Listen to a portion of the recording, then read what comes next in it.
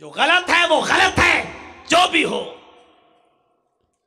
अभी कोई लड़का किसी लड़की को लेके भाग जाए, पंचायत बैठ जाएगी, सरदार जी आएंगे पंचायत करने के लिए, और दोनों तरफ की बातें सुन के क्या कहेंगे, साहब 8 दिन के बाद लड़की को लेके आया तुम्हारा लड़का, चल 2 लाख रुपए लड़के वाला लड़की को देगा। होता कि नहीं होता फैसला? ऐसा फैसला करने वाले सरदारों, कयामत के दिन अपनी गर्दन अल्लाह के अजाब में डाल चुके हो तुम।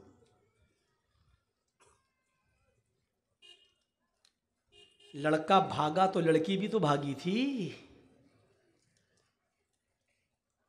फैसला करते हो लड़का देगा पैसा, लड़के का बाप देगा पैसा लड़की के बाप को।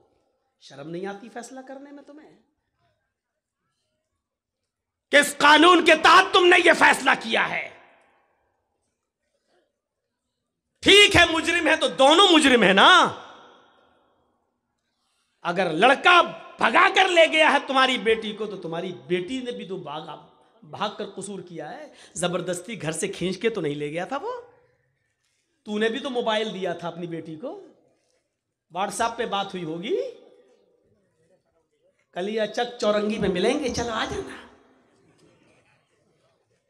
वहां से भागी होगी तुम्हारी बेटी, और फैसला तुम क्या करते हो, साहब लड़की की इज्जत दागदार कर दी है, अब कौन करेगा इससे शादी। अरे करे चाहे भाड़ में जाए, तुम्हें फिक्र क्यों हो रही है? साहब लड़के से करो, लड़का कहता हम नहीं करेंगे।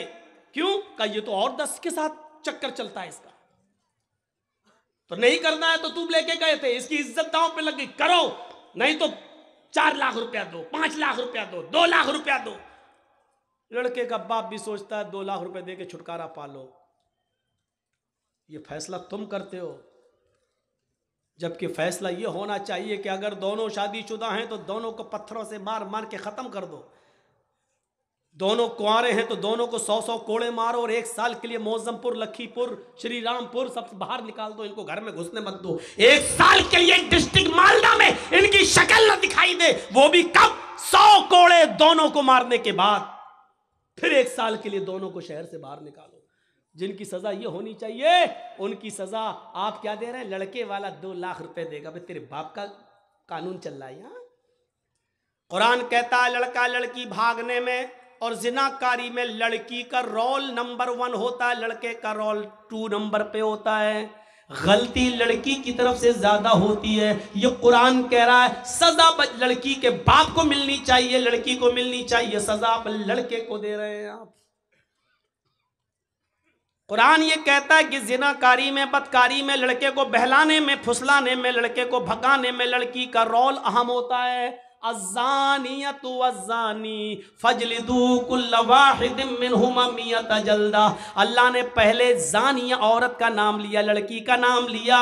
जिना करने वाली लड़की बदचलन, लड़की बदचलन लड़का, गलत काम करने वाली लड़की, गलत काम करने वाला लड़का। अभी तक तुम्हारा कैमरा सेट नहीं हुआ भाई? इतनी देर में तो लड़की सेट हो जाती है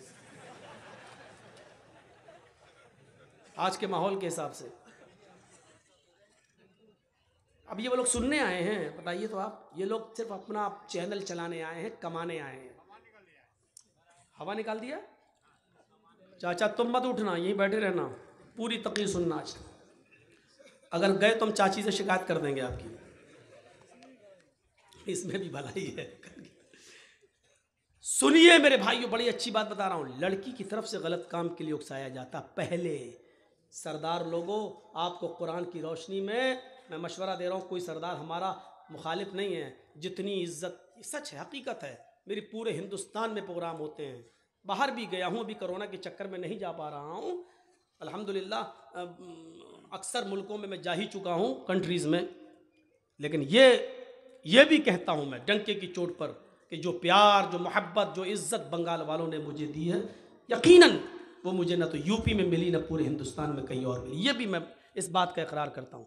लेकिन इसका ये मतलब नहीं है कि अब आप इस तारीफ में फूल जाएं, साहब हम बड़ी इज्जत करते हैं। हमसे लोग पूछते हैं कि बंगाल वाले कैसे समझ जाते हैं तुम्हारी बात, हैदराबाद में लोगों ने पूछा, यूपी में पूछा, हर जगह लोगों ने पूछा। हमने कहा जितना बंगाल वाले समझते हैं उतना तो कोई समझता ही नहीं है। यूपी में मैं कह रहा हूं कहां तुमको वोट डालना चाहिए, कोई समझ ही नहीं रहा है। बंगाल में मैंने एक इशारा किया, पूरे बंगाल ने वही ठोंक दिया जहां मैं चाहता था। मैंने कहा जितना बंगाल वाले मेरी बात मानते हैं और समझते हैं उतना तो पूरे हिंदुस्तान में कोई नहीं समझता। अरे लोग तो पूरे हिंदुस्तान में आप चले जाइए, हमको उस पर वो इतनी वायरल हुई वीडियो कि लोग बंगाल का मुख्यमंत्री हम ही को समझते हैं। मौलाना बंगाल अरे मौलाना साहब आप, अरे कितने लोग तो हमसे कहने लगे मौलाना एक काम है मेरा बंगाल में करवा दो। मैंने कहा मैं कैसे करवा दूं यार, पहले मुझे अपना तो काम कर लेने दो। हमसे कहने लगे मौलाना मेरा काम करवा दो, मेरा एक बंगाल में ये काम है वो काम है। यानी लोग हमको बंगाल के बारे में पता नहीं क्या तसव्वुर करने लगे, ये हाल हो गई। और जब मैं बंगाल में प्रोग्राम करने आता हूं तो मेरे अब्बू मेरी अम्मी बड़ी मुतमईन हो जाती है, कहते नहीं मेरा लड़का ठीक जगह जा रहा है, वहां सेफ्टी रहेगी। दूसरी जगह जाता हूं तो रोज एक दिन में 10 बार फोन करते, बेटा कैसे हो, कोई बात तो नहीं है, टीवी पे ऐसा दिखा रहा है, तुम्हें कोई दिक्कत तो नहीं है। लेकिन बंगाल आ जाता हूं तो वो बिल्कुल टेंशन फ्री हो जाते हैं, ना कुछ नहीं, वो बंगाल ऐसा ही है। अब ये बताइए ये कितनी बड़ी, जिसके माँ बाप को जिस स्टेट से अपने बेटे के लिए सुकून मिल जाता हो तो उससे बड़ी बात एक बेटे के लिए क्या होगी कि मेरे बाप मुतमईन हैं। सोचिए घर की तरह समझते हैं कि मेरा बेटा अपने घर ही गया एक तरीके से, ये तसव्वुर कीजिए। लेकिन सुनो, शिकायतें भी हमें तुमसे ही सबसे ज़्यादा रहती हैं, कभी इधर से उठना, कभी उधर से उठना, कभी बीच से उठना। फिर हमें लगता फिर मिसाल दो कि कुत्ते की दुम टेढ़ी रहती है तो वो कभी सीधी नहीं हो सकती। ये प्यार में दे देता हूं मैं यार, बुरा मत मानिएगा।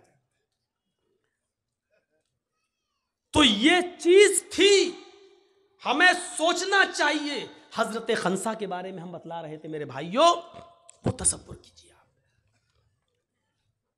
8 हिजरी के बाद जब वो खंसा इस्लाम लाई तो उसने क्या नसीहत की अपने बेटों से, मेरे बेटों ये जंग होने जा रही है जिसमें मुसलमान इस जंग में बढ़ चढ़कर हिस्सा ले रहे हैं।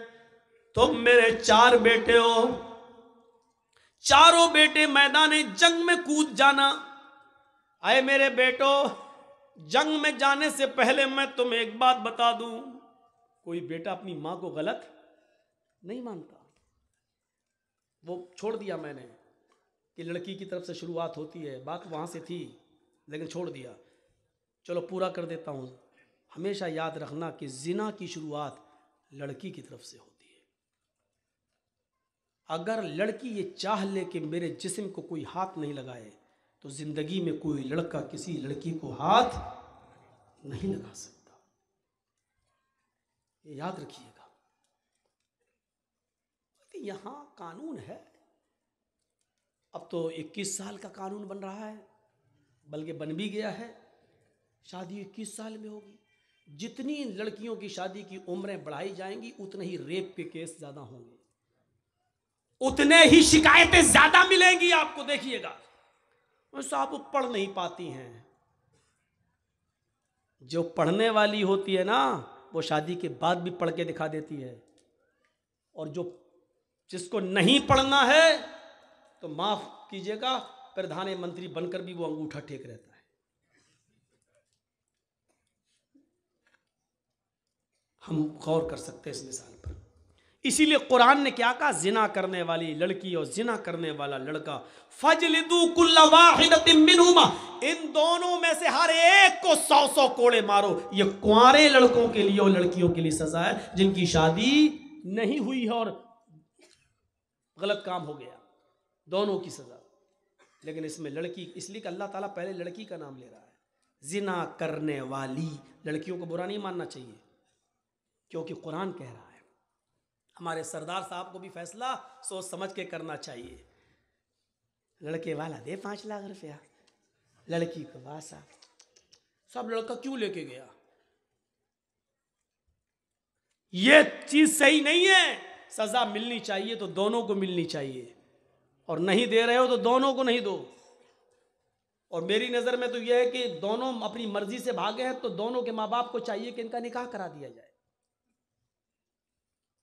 लेकिन ये चीज बहुत ज्यादा मत फैलने दो। अगर हर दोनों जो भागा और जो भगा के ले गया दोनों के निकाह होने लगे तब तो फिर आम हो जाएगा। फिर जो लड़का जिस लड़की को चाहता है और उनके माँ बाप शादी नहीं होने देते हैं तो वो दोनों भाग ही जाएंगे, बाद में तो समाज में शादी हो ही जाएगी हम दोनों की, ऐसे नहीं होगी, इसलिए भाग चलो। इसलिए इस चीज पर बहुत गौर करने की जरूरत है कि ये कैसे रुकेगा। मस्जिद आपके यहां बन रही है, चंदे का ऐलान हो रहा है, मस्जिद की कमेटी बन गई, जलसे की डेट ली गई, जर्जी साहब 29-30 दिसंबर दे दी, जलसे की कमेटी बन गई।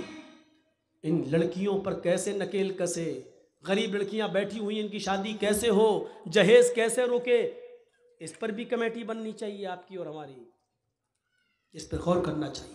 तो खंसा ने अपने चारों बेटों से कहा, मेरे बेटो कल मैदान जंग में कूद जाना।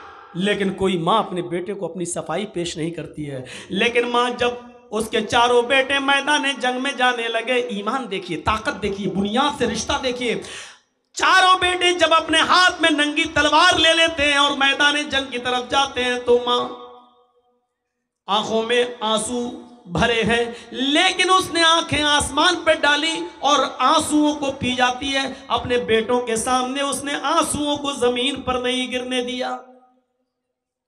कहती है, मेरे बेटो मैं उस अल्लाह की कसम खा के कहती हूं, जिस तरह तुम्हारी माँ एक है, यानी तुम चारों की माँ एक है, उसी तरीके से तुम चारों का बाप भी एक है। यानी मैंने तुम्हारे बाप की अमानत में कभी खयानत नहीं की है। यानी तुम्हारी माँ ने किसी गैर मर्द का मुंह नहीं देखा है और मेरा कोई दूसरा शौहर भी नहीं रहा है। तुम चारों की जिस तरह माँ एक है, उसी तरीके से तुम चारों एक ही बाप के बेटे हो। मेरे बेटो, तुम्हारी मां ने कभी तुम्हारे बाप की अमानत में खयानत नहीं की है।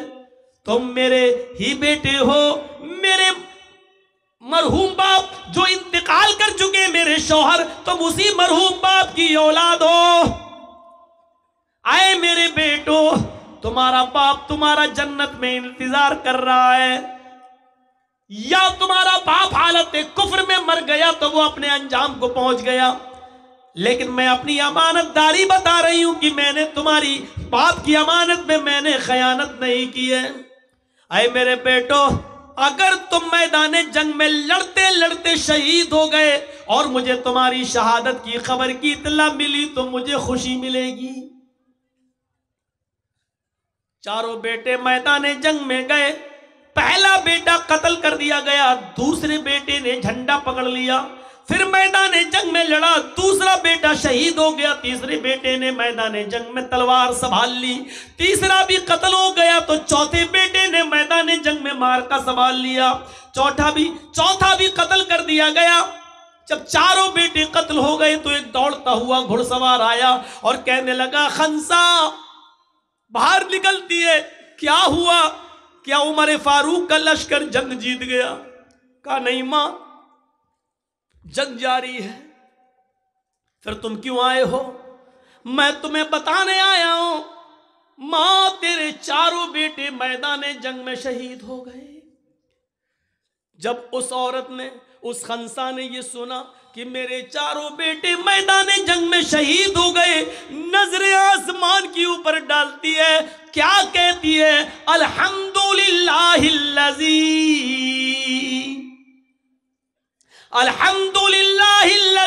शर्रफनी बिक़त्लिहिम। तमाम तारीफें उस अल्लाह के लिए हैं जिसने मेरे बेटों के कत्ल से, जिसने मेरे बेटों की शहादत से मुझे इज्जत बख्शी है। यानी मेरे बेटों की शहादतें उसने कबूल फरमा ली हैं।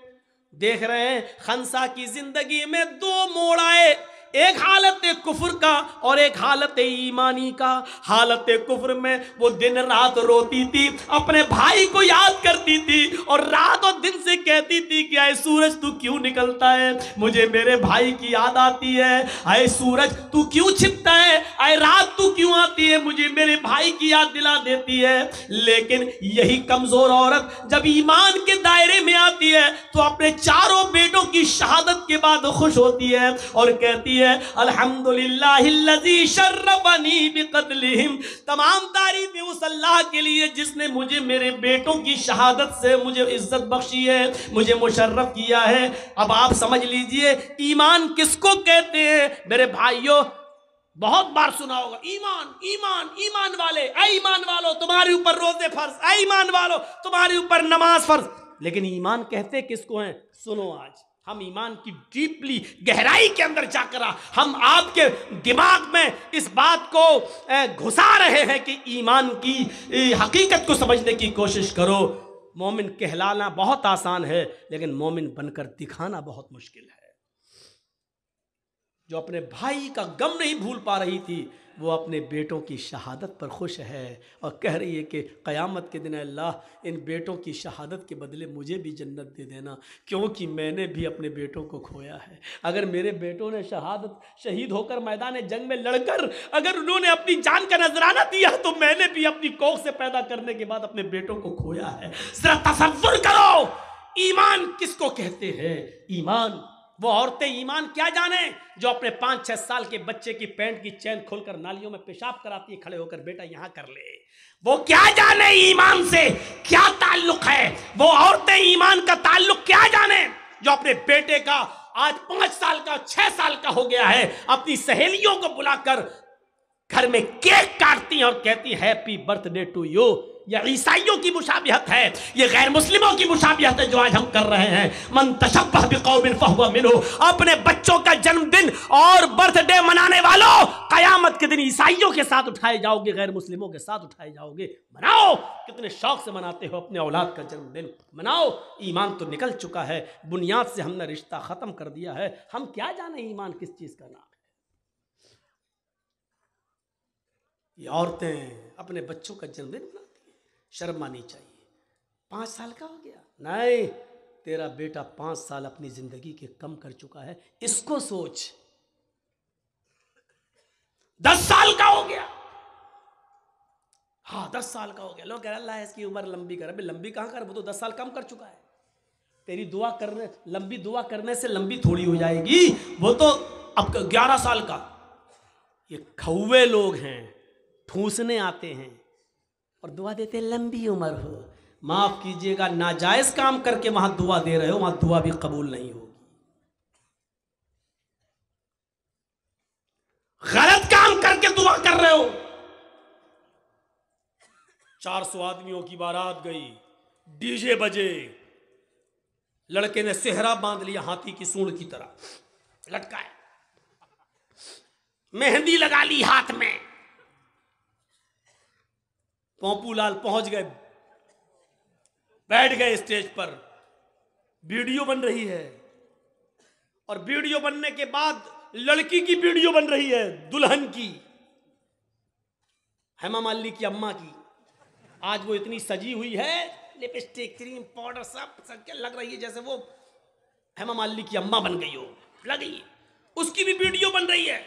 ये सारे हराम काम करने के बाद निकाह पढ़ा जा रहा है। मौलाना साहब कह रहे हैं निकाह कबूल किया, लड़के ने कह दिया निकाह कबूल किया, और निकाह के बाद दुआ हो रहा अल्लाह शादीशुदा जिंदगी में बरकत अता फरमा। हराम काम करने के बाद बरकत की दुआ दे रहे हो, 2 साल में तलाक हो जाएगी। शर्म नहीं आती तुम्हें दुआ देते हुए? सारे हराम काम करने के बाद वहां दुआ दे रहे हो। नापाक नमाज पढ़ लो, नापाक बगैर वुजू के मस्जिद में चले जाओ, नमाज पढ़ लो, और नमाज पढ़ने के बाद अल्लाह मेरी दुआ कबूल फरमा ले, अल्लाह मुझे जो है रोजी रोटी में बरकत अता फरमा। अब आप गौर करो, ये सारे गलत काम करने के बाद आप दुआ मांगेंगे, दुआ कबूल होगी? दुआ कबूल कहां होगी? जब आपका रिस्क भी हलाल हो। आपने 100 रुपए का पंजाबी खरीदा, 99 रुपए आपने रिक्शा चलाया, ई रिक्शा चलाया, टोटो चलाया, और कुर्ता मिल रहा है 100 रुपए का, पंजाबी मिल रहा है 100 रुपए का, 99 रुपए आपके मेहनत के, 1 रुपया आपको हराम का मिल गया। आपने 100 रुपए मिला के पंजाबी ले लिया,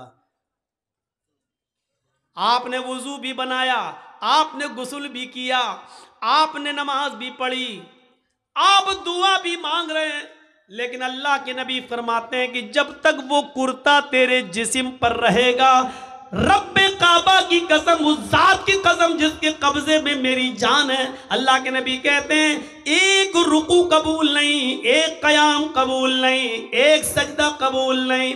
99 रुपए हलाल के, 1 रुपया हराम का, 99 रुपए कड़ी मेहनत के पसीना बहाकर कमाया, 1 रुपया हराम का मिला दिया है। जब तक वो कपड़ा तुम्हारे जिस्म पर रहेगा नमाज कबूल नहीं होगी। अब नमाज के बाद कहो अल्लाह मुझे ये दे दे, मुझे ये दे दे, मुझे ये दे दे। ऊपर से आवाज आती है व मतामुहु हराम व मशरबुहु हराम व मलबसुहु हराम व गुज़िया बिल हराम। आए फरिश्तों, मेरा बंदा देखो क्या क्या चीजें मांग रहा है, मैं भी चाहता हूं कि दूं, लेकिन कैसे दूं? ये जो खाकर आया वो हराम का, जो पीकर आया वो हराम का, जो पहनकर आया वो हराम का, इसके जिस्म में जो खून दौड़ रहा है वो हराम का। फअन्ना युस्तजाबु लिज़ालिक, हम अपने बंदे की दुआ सुने तो कहां से सुने? 99 रुपीज हलाल के, मेहनत के, और उसके बाद 1 रुपया हराम का। जब ऐसा करने के बाद भी दुआ कबूल नहीं हो रही है तो हमारी शादियों में डीजे और ये सब और उबटने, हल्दी, मेहंदी सब करने के बाद और वीडियो बनाने के बाद लड़का और लड़की को फिर कहो अल्लाह शादी में बरकत अता फरमाए, ये दुआ कबूल होगी? मजाक बना के रख लिया आपने दुआओं का, मजाक बना के रख लिया आपने इस्लाम की तालीमात का। जितना मुसलमानों ने, इस दौर के मुसलमानों ने इस्लाम का मजाक उड़ाया, अल्लाह की कसम गैर मुस्लिमों ने भी इतना इस्लाम का मजाक नहीं उड़ाया जितना मुसलमानों ने इस्लाम का मजाक उड़ाया।